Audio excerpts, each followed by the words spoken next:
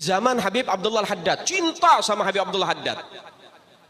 Ketika di dalam kubur, kemudian datang malaikat Munkar Nakir, saudaranya ngelihat di dalam mimpinya. Artinya apa? Ilham dari Allah Taala untuk tarbiyah buat kita nih orang-orang selanjutnya. Ini saudaranya ditanya sama malaikat, "Man rabbuka?" Apa jawabannya? Habib Abdullah Al-Haddad. Waduh. Tuhannya ditanya sampai Tuhanmu Habib Abdullah Haddad ini orang.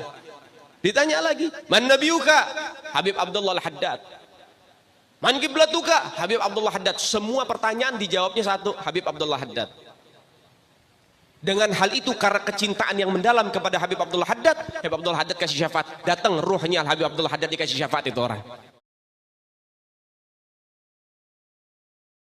Di alam barzah ditanya malaikat, kemudian mengatakan, menyebut nama Habib Abdullah Haddad lalu tidak disiksa lagi. Maka kami sampaikan bahwasanya Imam Haddad orang besar, ahli syariat. Kalau kita lihat buku beliau, maka buku beliau adalah buku yang penuh dengan keistiqomahan dengan syariat. Maka riwayat begitu jangan diceritakan. Pertama, mungkin bohong dinisbatkan kepada Imam Haddad. Imam Haddad ahli syariat. Pertanyaan di dalam alam barzah sudah sangat jelas. Sangat jelas. Kita kan ada aturan akidah. Imam Haddad orang besar. Kalau ada orang menukil cerita-cerita Imam Haddad, jangan gampang dipercaya. Sekarang kan banyak cerita-cerita palsu dinisbatkan kepada para wali, bahkan bukan para wali, kepada Nabi. Hadis-hadis palsu ada kok, apalagi pada para wali. Anda sebagai ustadz ya jangan memilih dong cerita begini. Jangan memilih cerita begini. Maka berita semacam itu adalah bohong. Tidak, jangan dinisbat kepada orang besar seperti Imam Haddad. Assalamualaikum warahmatullahi wabarakatuh. Alhamdulillahirabbil alamin, wassalatu wassalamu ala asyrafil anbiya wal mursalin sayyidina Muhammadin wa ala alihi wa sahbihi ajma'in, amma ba'du. Beberapa pekan terakhir, polemik mengenai nasab kembali mencuat ke permukaan. Entah mengapa persoalan ini tak kunjung menemukan titik terang, al-muwafaqah bainat tarfain. Polemik ini tampaknya akan berakhir jika salah satu dari dua kubu Imaduddin atau kubu Ba'alawi, mengambil sikap tegas dan terbuka, yaitu apakah kubu Imaduddin bersedia merujuk kembali pada pernyataannya dan mengakui bahwa Ba'alawi merupakan dzurriyyah keturunan Nabi, atau sebaliknya Ba'alawi mengiyakan klaim Imaduddin bahwa mereka bukanlah keturunan Nabi. Solusi ini sangat mungkin tercapai apabila digelar diskusi ilmiah yang terbuka antara kedua belah pihak. Faktanya, dari pihak Ba'alawi sudah ada upaya untuk mengundang dan mengajak diskusi kubu Imaduddin. Bahkan sudah 2 kali dilakukan. Namun sayangnya Imaduddin tidak menghadiri forum-forum tersebut. Padahal jika Imaduddin merasa yakin dengan tuduhannya, seharusnya ia bersedia untuk diuji dimanapun tempatnya. Sebab dialah pihak yang melayangkan tuduhan. Dari sini dapat dibaca motif sebenarnya di balik gerakan Imaduddin dan kelompoknya, bahwa mereka tidak murni sedang mencari kebenaran ilmiah, melainkan cenderung menunjukkan sikap tidak suka terhadap Ba'alawi dan berupaya mencederai nama baik mereka dengan cara menganulir atau membatalkan nasabnya. Indikasi ini sudah terlihat sejak awal polemik ini mencuat, ketika kubu Imaduddin tidak lagi fokus pada substansi permasalahan.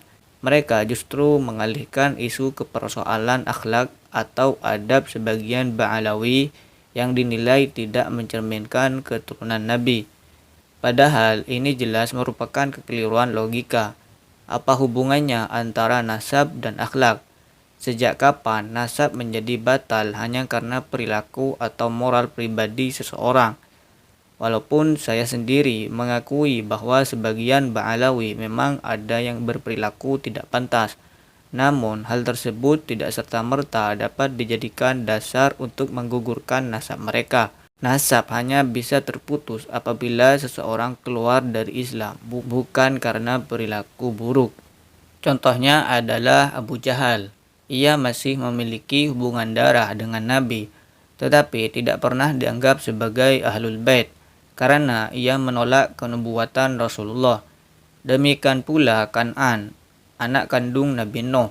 Ketika ia mengingkari ajaran ayahnya, maka Allah pun menyatakan bahwa ia bukan bagian dari keluarga Nabi Nuh. Kemudian saya sendiri masih mengakui Ba'alawi sebagai keturunan Nabi Muhammad SAW.